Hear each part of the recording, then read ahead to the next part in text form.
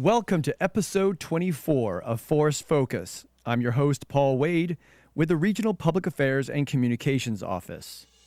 In this episode, we focus on National Native American Heritage Month and speak with a former Modoc National Forest employee about his career, his Choctaw heritage, and his chance of a lifetime to work with Bison and the Modoc Nation.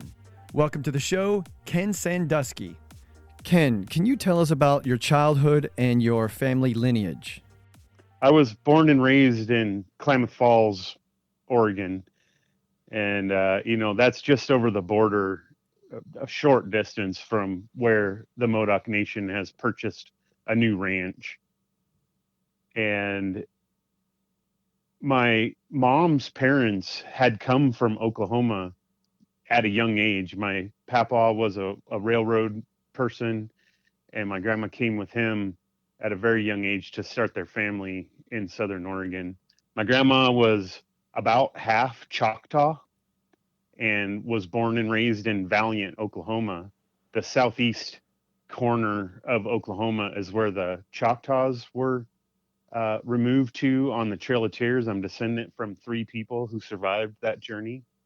And so growing up in Klamath, I went to the oldest functioning grade school in the state of Oregon, Riverside, big brick building on the hill at the end of Main Street. And it had a library that was even older than the school itself, having come from what I believe was the Modoc County High School before that.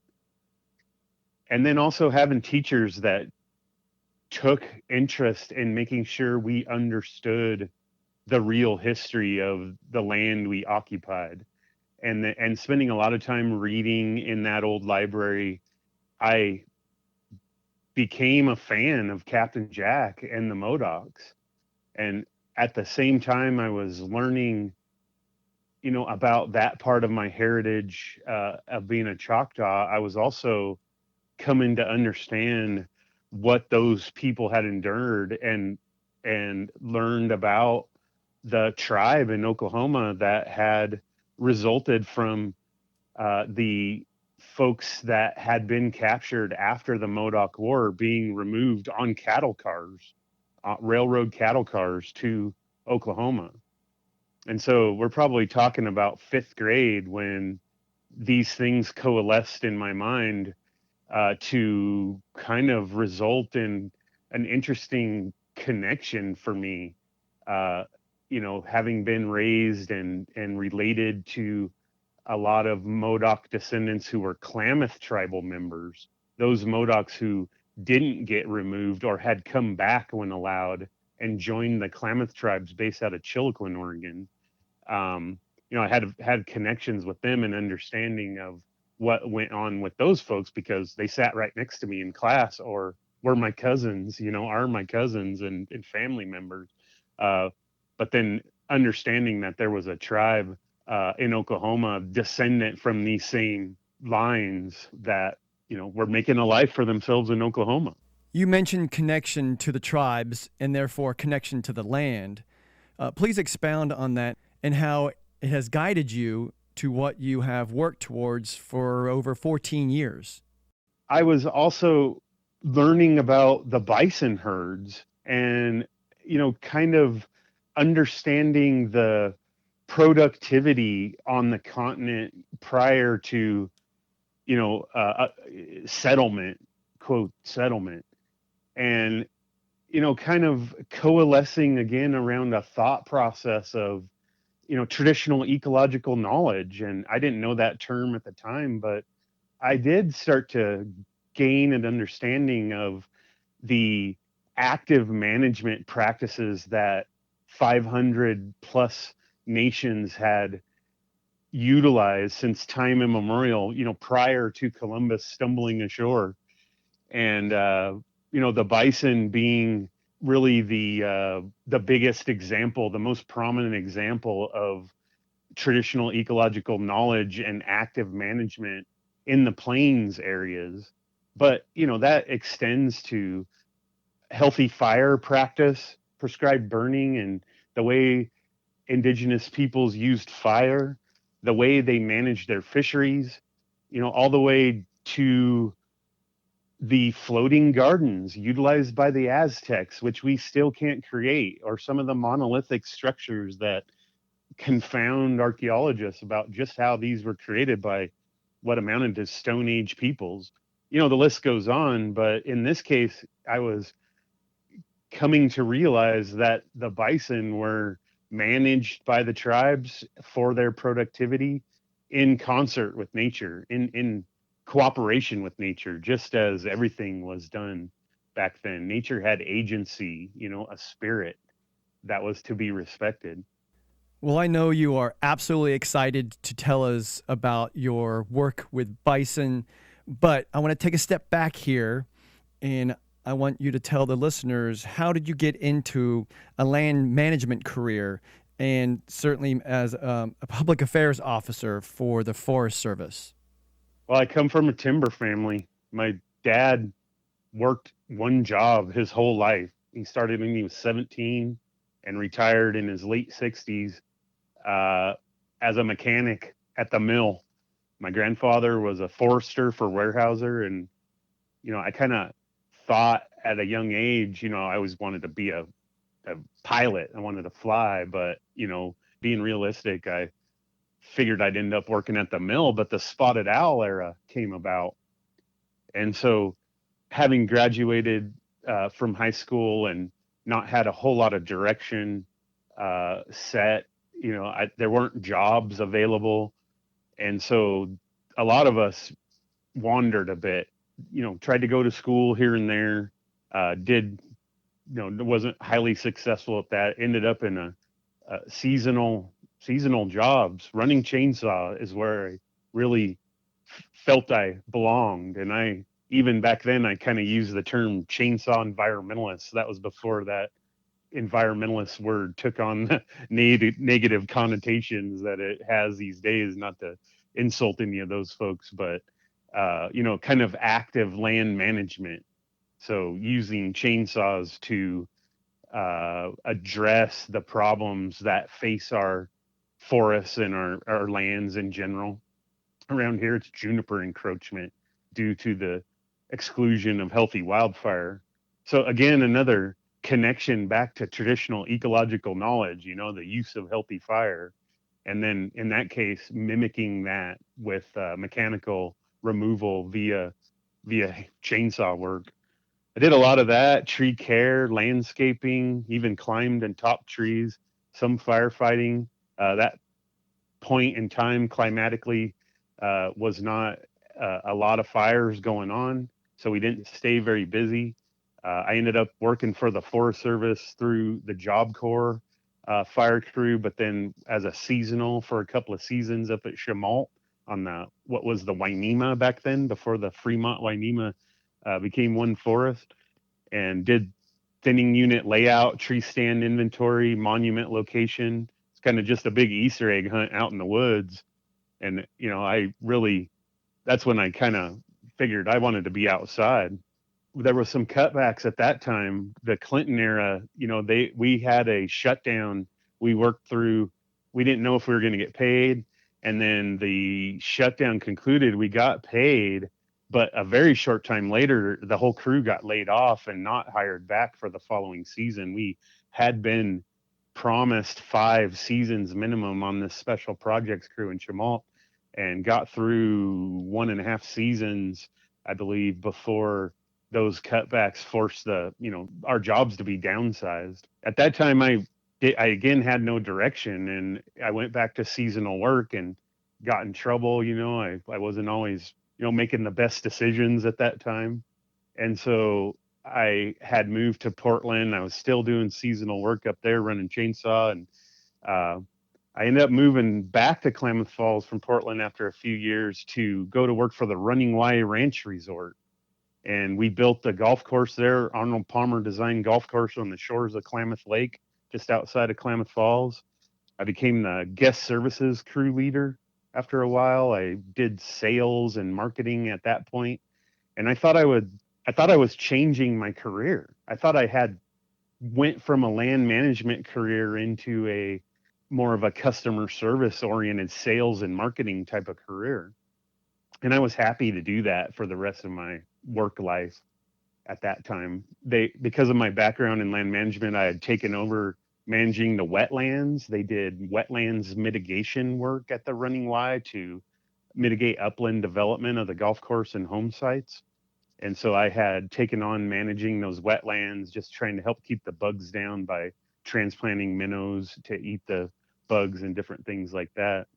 And there was a downturn, 2004, that high end real estate market took a downturn, and uh, the the lots weren't selling like they should, and the writing was on the wall that Jeld-Wen would end up divesting in this resort.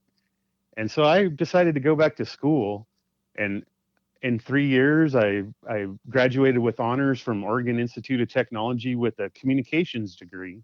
My sophomore year of that experience at Oregon Institute of Technology, I was recruited by the Forest Service into the SCEP program, Student Career Education Program, I believe. I went to the Mount Baker Snoqualmie National Forest out of Everett, Washington, as a SCEP intern for 2 seasons. I did 4 months in 2008 and then another 9 months in 2009, where I also was the Combined Federal Campaign loaned executive for the North Puget Sound. That was a pretty big deal for an intern to be assigned as a loaned executive. It's usually a GS 11 or better assignment, and I was a 5 at that time. I did well at that, and kind of earned my conversion onto the Gifford Pinchot National Forest in 2010. Moved to Battleground, Washington, put in 4 years on the GP as a public affairs specialist, and worked for a man named Chris Strebig, probably the one of the best supervisors I ever had. A really good mentor, just taught me all kinds of things and how to navigate the system. Hooked me into all kinds of other mentors and trained me to become a public affairs officer.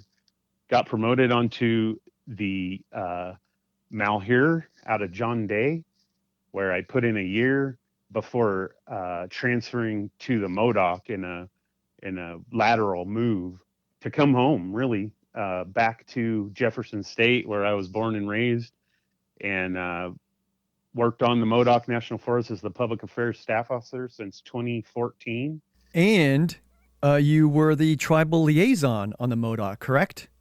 I got lucky in that the Bureau of Indian Affairs was having trouble staffing the shared position that acted as the tribal liaison for the Modoc National Forest. And I got to take on that role early on in my tenure on the Modoc, and spent a lot of time working with tribal partners along with our county and other partners on the Modoc. And the natural progression was, to some sort of a tribal employment. Each national forest is unique unto itself. So the Modoc, tell us about its uniqueness, and certainly regarding the wild horses, which the Devil's Garden is home to thousands of them, and it's quite well known. What was it like having those horses, their beginning, the impact, the struggles, efforts to find them homes, and where do we go from here? Modoc County has a slogan, and it's where the West still lives, and so the Modoc National Forest having the largest single wild horse herd in the Forest Service system and the largest wild horse territory in terms of acreage managed by the Forest Service really fits with that, right? Where the West still lives kind of attitude. It's not always a good thing, if you're a Native American, where the West still lives probably doesn't have the same cachet that it does to, those who romanticize that. And so, yeah, well, the as the public affairs officer for the Modoc National Forest, I was heavily involved in wild horse management. And so with, thousands of horses in an area that can support hundreds, we they still have their work cut out for them. And we've been gathering horses on an annual basis. Starting in 2016, we skipped 17, but in 18, 19, 20, and 21, we gathered as many horses as we could every year. Turns out, crunching a few numbers towards the end of my career there, we've actually reduced the herd every year since 2018 by more than what it can be expected to grow with a widely accepted 20% growth rate. Of course, then those horses need to be placed into responsible homes. The Forest Service isn't in the business of just dumping horses once they've been removed from the land, nor is the Forest Service in the business of long-term holding, where we just ask the American taxpayer to foot the bill for horses to be put out to pasture with no intent of really working to find them homes. So not only have we removed more horses than have been that survive, that the herd grows every year, we've also placed almost every single one into what I call happy homes. And that's not an easy task for a small group of people. There are 3 people that care for these horses. One of those is the manager, and she manages the corrals, but then also manages the whole placement process. She vets all the applicants and, utilizes her skills and intuition and just work ethic to, figure out if people are capable of caring for the horses they're requesting. And a lot of people get turned down. My job was more facilitating that communication, getting the word out, working with our volunteer who deserves a shout out here, Stacy Snow. She's just one of the most amazing marketing volunteers in the country and probably the best wild horse placement volunteer in the history of the Forest Service, if not the country in general. Just getting the word out, marketing it, building a brand for the horses, and facilitating communication that leads ultimately to every horse we gather and remove, being placed into a happy home with their new families for life. And the horses were a large part of our program. It takes a lot of time because so many people are just emotionally invested in the horse as an icon. As a Choctaw, when Soto came through Mississippi, back in the 1500s, and once the murders and whatever else that ended up killing people were over with after those conquistadors left the homeland, what kept killing people for generations was the animals they left behind, pigs and horses. And so, this notion that wild horses represent freedom, it's not as ubiquitous as some people think. And personally, I don't see that. I see conquest and kind of genocide, ecocide type of a mentality or paradigm when I see those horses out there. They are majestic. They're beautiful. I got 2 of my own. I can see them right now out the window down in the pasture. They're very happy horses. But the emotional investment that we're up against in the Forest Service, that these horses represent freedom, and when you're forced to manage them because of overpopulation, you're somehow going against the paradigm of American freedom in the West. It just doesn't mean the same thing to all indigenous peoples. I'm not speaking for all indigenous peoples, but I am speaking for those of us who don't necessarily buy into that paradigm. So there's a large workload, a large emotional toll that comes with being the face of an operation that people hate. A lot of people hate it.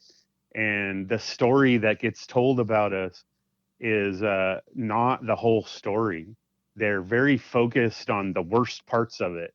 And, if 99 horses find happy homes, but one has trouble along the way, it's that one horse that they're holding up and saying, look what the Forest Service is doing. And they don't really want to hear about the 99 horses that ended up in just the most amazing circumstances possible. So I spend a lot of my time just kind of answering questions about the 1 in 100 that, might not have made it, might have got injured or whatever else might have happened to it, and just fighting with people about why I'm focusing on the 99 rather than that one.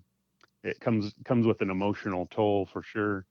And we still have wildfires and partnerships. We need to increase the pace and scale of land treatment so we can reintroduce healthy wildfire to the ecosystem, just like every other unit in California and across the country. We have that same workload, and then on top of that, the largest horse program in the country, or the largest single herd. The Humboldt-Tiobe has probably a larger horse program, but they're spread out in multiple herds and multiple territories. Ours are all concentrated in one big area. So just kind of balancing the workload that comes with a full-time job of managing wild horses, uh, on top of the full-time job that comes with, just being a land manager in general or a communications professional supporting the management of 1.6 million acres. Modoc County, Modoc Tribe, Modoc National Forest. I mean, that's this whole area is named for the the predecessors of the people whom I now work for, and so and then also those Modocs who joined the Klamath tribes up in southern Oregon.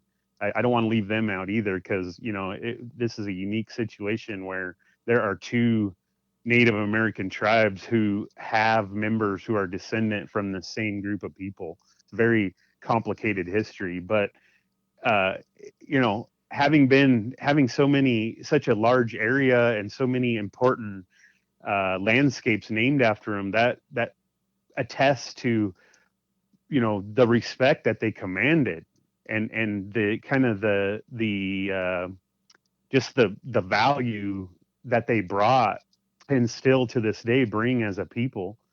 um, and also just the uniqueness of this landscape, right? So when you hear people talk about the Devil's Garden, the Devil's Garden Wild Horse Territory or the Devil's Garden Ranger District, they're largely talking about the Modoc Plateau. And this is a pretty unique geologic feature, just a 45 to 5,000 feet of elevation plateau, large, flat, volcanic, rocky area, interspersed with these just amazing little uh, springs, fens, creeks and seeps, riparian areas that are surrounded by for miles and miles by high desert volcanic landscape. And then you drop down into this little, kind of escarpment, and you got a just verdant little spring or creek running through the valley. And those are the lands that the Modocs inhabited since time immemorial. The name Modoc comes from the word in their language that meant southern. So the Moklaks, the Klamath and the Modocs called themselves Moklaks. That's the people, the Moklaks. But the Klamath called the Modoc the Maklak Modakni. It was a southern people. They're the ones who live down to the south of us. So that's where that name comes from what I can piece together. Fascinating stuff so far, Ken. I so appreciate you being on the show. Let's talk management of the land. The Forest Service is a multi-use agency, not like the Park Service, which is primarily set upon recreation. That's their focus. As a multi-use agency, how are we connecting, or how is the tribe or the nations connecting to the Forest Service when it comes to utilizing the land for their use and benefit? The way the Forest Service was founded is so intertwined with the native way of life, an indigenous American way of life, and that's in one word, utilitarianism, wise use. Gifford Pinchot said the greatest good for the greatest number over the longest time.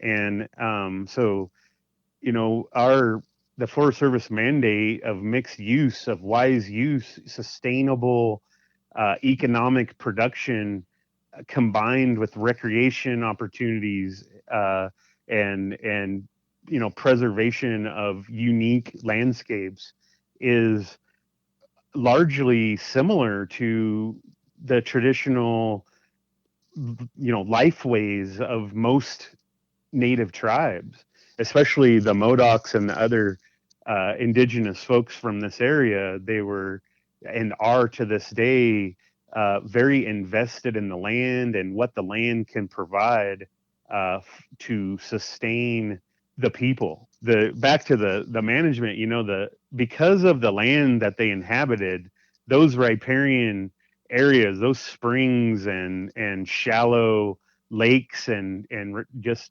marshes, bogs, creeks, whatever you want to talk about, they were where the Modocs centered their lives. And so, there's a spot we went to that's called the Potholes now, but it's a historically known Modoc village site, and it's really a lava escarpment where springs erupt from beneath the stones into a big flat area and creates a marsh. It's used for cattle production these days, but back then, they would have been hunting and fishing and birds. You collect, getting waterfowl, but also the Wocus seed. They cultivated and it grows in marsh areas. It's really a lily with a big yellow orange flower that grows out of it, and these little black seeds that grow within the flower that they would harvest and process into a flour. So kind of, we talked about the Wintu before and their acorn flour. The Klamath and the Modocs made flour from the Wocus seed. Very nutritious, healthy sustenance food that they could base their very diet upon. But that's one example. But the way of life was such that it was water hole to water hole, largely dependent on the chiwam, the suckerfish that are now endangered in this area, but also other resources that would be dependent on those riparian areas interspersed among the lava rock desert. That loops us back into bison, right? And large scale range management across an entire continent. Some people will say that there weren't bison around here, but our fossil evidence and indigenous history tells us that while they weren't as dense as maybe in the core of the prairie, they did utilize bison in this area going back thousands of years. These days, the tribes are, find themselves trying to save what's left of those resources their ancestors relied upon. So I mentioned the suckerfish that are a problem now, trying to keep them from going extinct while also not putting out of business every farmer in the basin, or other species that, once thrived in these areas, but now are a little tougher to come by. So, the Pit River tribe down here in, kind of southern Modoc County, they'll call it Baja. But, a lot of people are familiar with apaw root, and that is just a flower that grows out on the prairie where they dig up the roots and utilize that. And so that's one example of many, wild onion and other things like this that can be cultivated with the use of healthy fire on the ecosystem. Also, that kind of, healthy fire would sustain a riparian area by keeping the juniper from encroaching and robbing the riparian area of the water resources it needs to sustain itself, or fir and pine trees encroaching on an aspen stand that produces great food for deer and elk or other game species. Just this, you see parallels there with what the Forest Service does to this day to try to sustain those little bit more unique habitats as the larger, landscape encroaches upon it. When it comes to treating the landscape with fire, we've been releasing videos that discuss the practices of dealing with high intensity to low intensity to prescribe burns. How does treating the landscape with fire affect the Native American tribes? Yeah, well, the treatment from a Forest Service perspective is, uh, you know, has an economic component, but ultimately is to create a fuels density and structure that can accept wildfire in a healthy fashion, which then means that after the fire burns through, the land is better off than it was before. An untreated or unnaturally dense landscape means that when the fire moves through, it's going to be nuked, no life left in a lot of situations. And so, from a Forest Service perspective, treatment is about making sure that when fire moves through, there's still a forest left afterwards that can produce economic value for people to build homes and stuff like that. From an indigenous perspective, it's about tending the garden, the land that produces, whether you're talking about, acorns for mass, the Wintu making their patties out of the acorns. They have a technique for making acorn flour that gets rid of the bitter taste and makes just a really tasty food source, to producing fresh feed for the game species, or basket weaving materials, or just protecting a village or town from catastrophic wildfire. Since time immemorial, lighting fires at the right time in the right place under the right conditions was the tool the indigenous peoples across this country used to manage and maintain the landscape.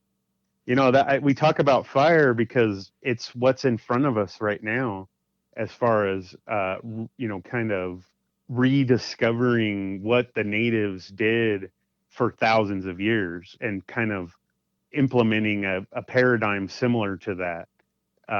But it also applies to the way they manage the fisheries, the salmon runs, the first fish ceremonies, where you're not allowing folks to harvest fish too early in the run, or kind of stigma against harvesting the biggest fish, so that you're managing these fisheries towards earlier, longer runs of bigger, healthier fish by removing the smaller fish and not removing fish that want to spawn early, or fishing weirs where you take what you need and then take it out and let the rest of the run go upstream to other tribes or their spawning habitat.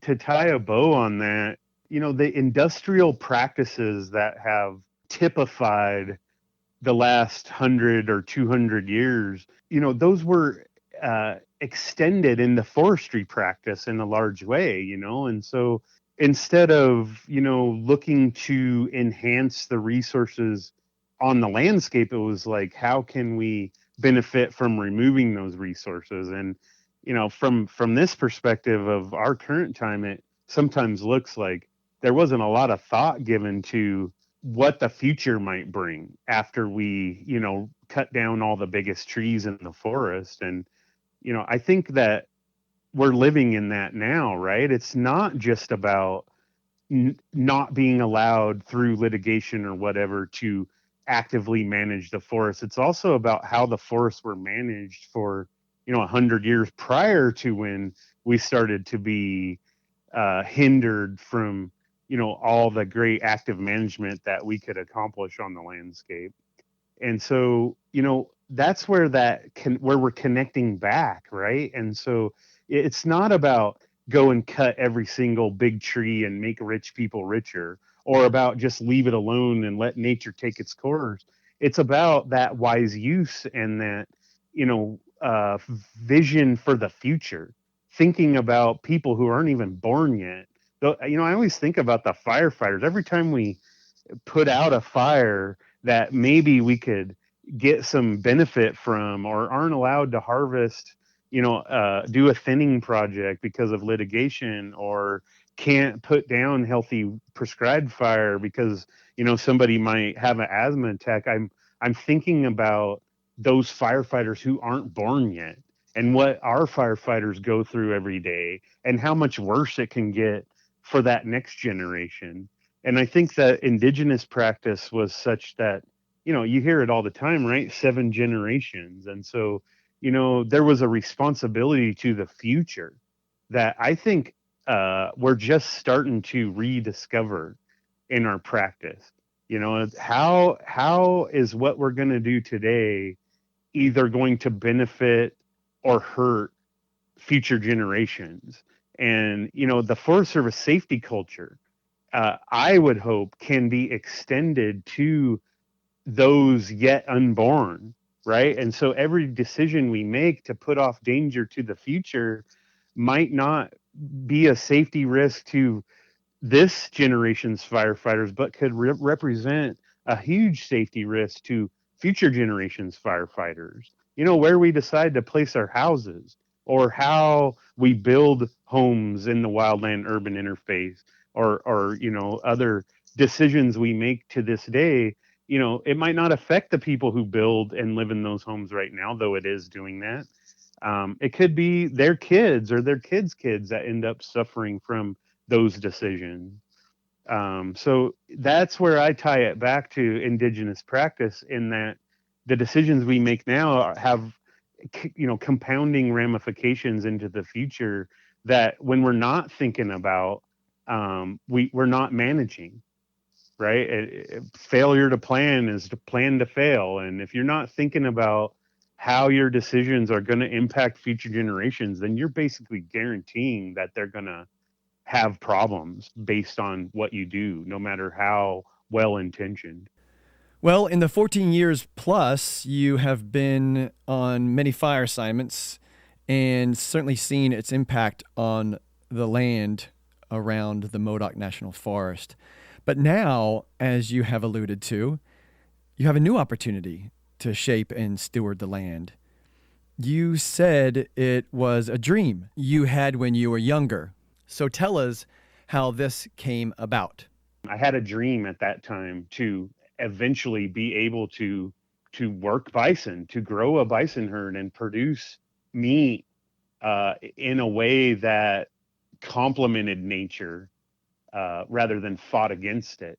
And that's been a life dream of mine that they now have allowed me to bring to fruition, or at least get started. So they planted a seed in this little valley east of Sheepy Ridge, which is just on the other side of the ridge from the Lava Beds National Monument, where the Modoc War took place at Captain Jack's stronghold.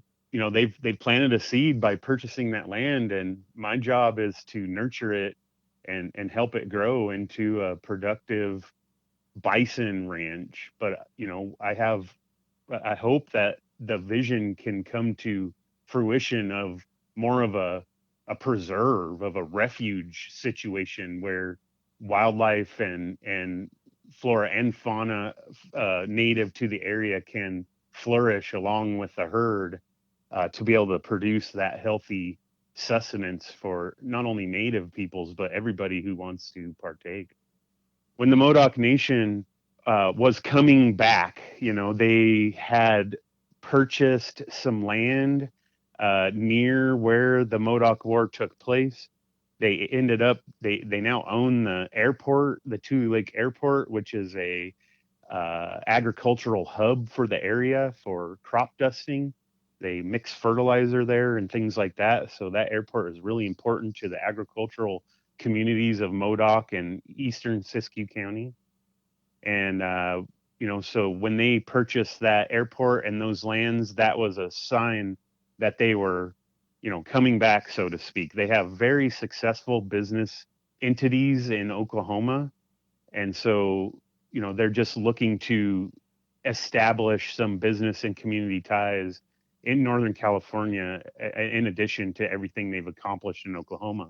I was working with the tribe during that time as the Modoc National Forest tribal liaison, building relationships with them and trust on both ends.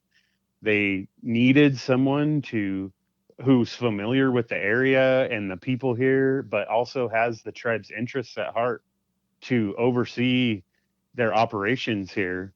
And so when they bought this new ranch, which was the most recent purchase, consolidating the other land purchases they've made along the western slope of Sheepy Ridge, that was the right timing for them to make the investment in me and for me to take the risk into this opportunity to get in on the ground floor of this new buffalo ranch on the Siskiyou County lands they purchased. I get to also help with uh, the tribe's interest with the airport and in the community at Tule Lake, and so it there's a lot of similarities to what I did with the Forest Service as a public affairs officer. This has been a big circle, right? And so the way the landscape was, they call historic range of variability, is what we're trying to move back towards, and that is what the indigenous peoples had created, over millennia, and that is what I'm trying to uh, do, or start on the ranch the Modoc Nation purchased, is almost mimic what nature provided and what the indigenous peoples enhanced through their land management practice on this kind of played out ranch in a dry desert valley. We have a well, and I'm hoping that we can create mimic a riparian situation that will support the buffalo herd, but also provide waterfowl habitat and recreational opportunities for visitors to bring economic value to the community that's right now being really hard hit by environmental and water delivery changes uh, in the area. So, as we steer towards the end of the show, Ken, we need to talk about improvements. What has worked in the past? What needs to be improved in the future? As you mentioned, there's people that come and go, and we need to take the best practices. And like you mentioned, the Gifford Pinchot quote, to provide the greatest good for the greatest amount of people in the longest run. So tell us about what can we do to improve those connections, improve those partnerships with the local tribes, and continue working towards bettering the land for future generations. I like that, those questions about what's working and what can be done better. There's so much going on with the Forest Service. We have so many responsibilities and so much work to accomplish. But, with the cutbacks of the past and the mistakes that were made or whatever's going on in the political fields, we really don't have, the resources we need to accomplish everything we're tasked with accomplishing. And so that's where partnerships come in really, really handy, right? And to try to, the buzzword is force multiply what we can accomplish with the investment the American people do make in the organization. And so, we just spent the last hour or whatever talking about how, there's these connections between modern forest practice, modern land management efforts, and what native tribes have been doing since time immemorial. And you know what? They did it with no budget. They did it with hard work and foresight and thousands of years of knowledge under their belt. So if we're looking to accomplish more work, as we have a more efficient budgetary process or whatever they're talking about these days, why wouldn't we look to the indigenous, practices? Because, they were pretty efficient at accomplishing it. Money wasn't even a thing. Um, And so, that goes for all partners, though. It's not just about somebody's ethnic makeup. It's about what can people bring to the table, and how can we synergize our efforts to, become more than the sum of our parts and get more land treated or work accomplished for the American people and future generations than we would if we were just doing it by ourselves. But, the trouble with that is folks, have a job to do, and they have metrics they have to accomplish and reports they have to write, and, a lot of legal requirements they have to accomplish and make bulletproof against litigation in the future. And so, their heads are down, and they don't have the capacity to go out and be creative with these partnerships. It just looks like more work in the short term, and they can't keep up with what they have to do right now.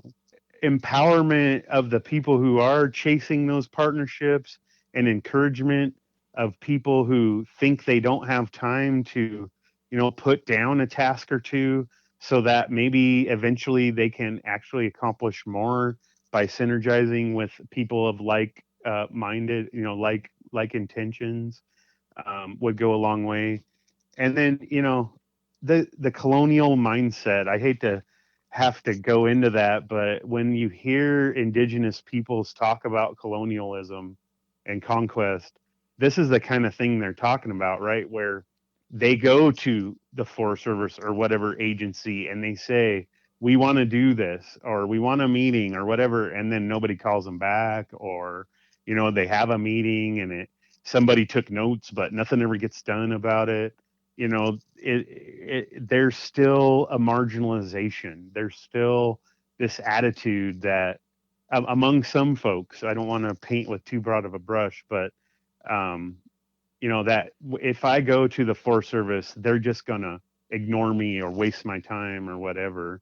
And so, how do we get past this mindset of, we're going to work with one group of people but ignore the needs of another group? And I don't have an answer for that. I think, we're moving towards it.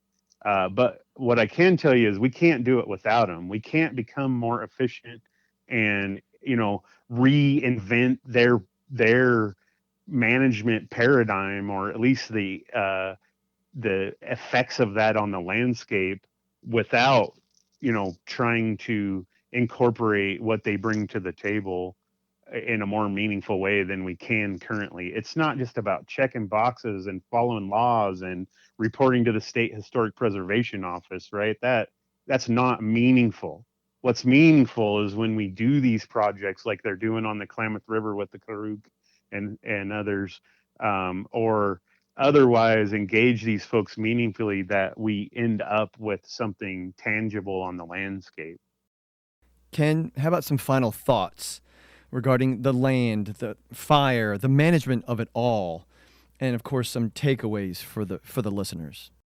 The real point that I'm trying to make is that everything's interconnected, right? And the solutions are in the middle. The solutions are the between the extremes, somewhere. And the tribes have always been that, right? That utilitarian ethic, that the connection, that everything's connected. What you do over here is going to have an impact over there. And so, we're in a time where things are so polarized that, if you don't agree with me, you disagree with me. And if you're trying to find middle ground, then you're not on my side. And so you're against me because you're not with me. And, the Forest Service has always been, Teddy Roosevelt was a Republican, he was a conservative, but he was a conservationist, right? And he tried to find middle ground between the industrial practice of, extirpating the resources, and the kind of, non-human, looking at humans as not a part of the system and just preserving everything. And so he was a moderate. Gifford Pinchot was a moderate. His family made their wealth from, deforesting large swaths of the East Coast, and he saw that and wanted to figure out how to bring it back and how to preserve the interior, but make wise use of the the outside areas of the wilderness. And so, it comes to mind a metaphor I use often is like that the Forest Service is like the rope in a game of tug of war. And often folks are mad at the rope because it won't come in their direction. And if you're in a game of tug of war and you're yelling at the rope for not coming to you, it's probably not going to do you much good. You're going to need to acknowledge that somebody's pulling on the other end of the rope. And the only way to, eventually get the rope to come in your direction in these kind of instances is by, figuring out that middle ground, deciding what you can give up and what you need to get from both sides, and then landing somewhere in the middle. The tribes have always done that, right? It was always a council decision, and leaders arose because they had support of the people, or they gave away all their riches.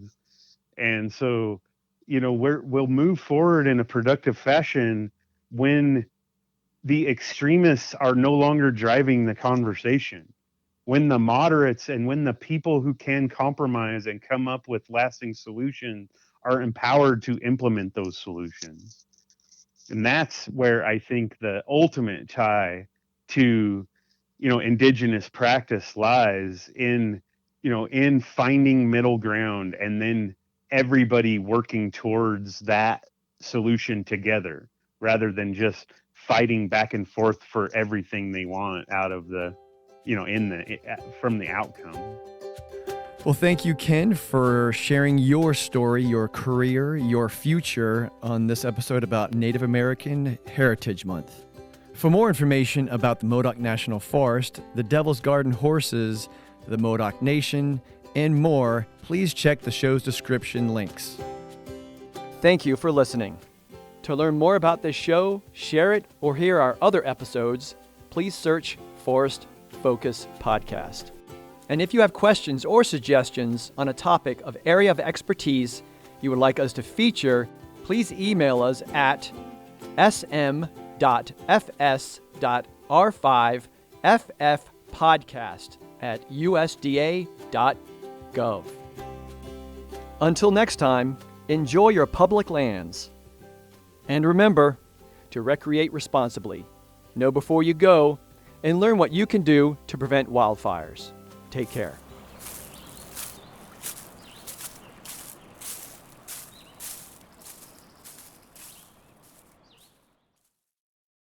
This podcast is sponsored by the U.S. Department of Agriculture, Forest Service, and the USDA is an equal opportunity provider, employer, and lender.